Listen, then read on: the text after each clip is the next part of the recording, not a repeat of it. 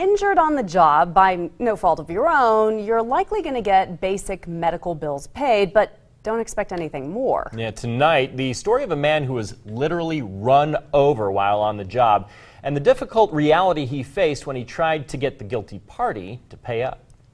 Umbrella policy. Looking at Michael Worth now, you'd never guess he looked like this just over a year ago. We were escorting a funeral. Like I said, traffic was heavy, so I had no place to escape, and I hit his car. He was hit so hard his motorcycle flipped and landed on top of him, crushing both wrists and his pelvis, as well as causing internal bleeding that had to be cauterized from within. I smelt the burning of the cauterization of the arteries, and I don't even know how that's possible. The hospital bills alone quickly surpassed $135,000. Because he was on the job, all of that was paid by his employer's insurance, the state insurance fund.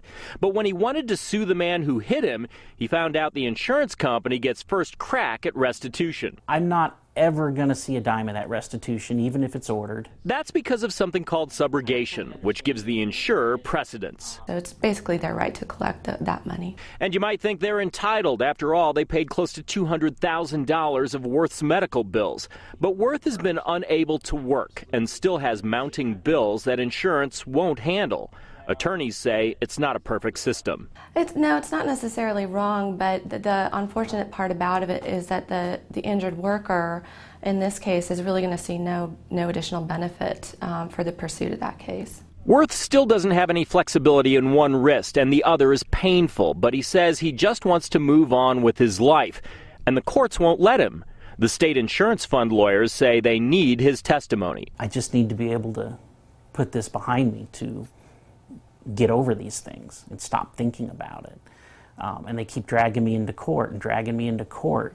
He's been subpoenaed several times, he says, but he says he hasn't been put on the stand. I've never been allowed to say one word in court. More than a year after he was nearly killed, Worth says he still suffers from depression and PTSD, and he needs to close that chapter on his life. I just want to be done. I want to be left alone, and I think it's critical for my healing that happened. But you know, unfortunately, that probably won't happen. The state insurance fund can require him to testify even though he says he doesn't remember much of what happened because he was knocked unconscious. Sure. As for the guy who hit him, Worth says he doesn't have any assets, will likely just declare bankruptcy, so the only ones making money on all this likely are the lawyers. Is there any length of time when he can stop being asked to come to court?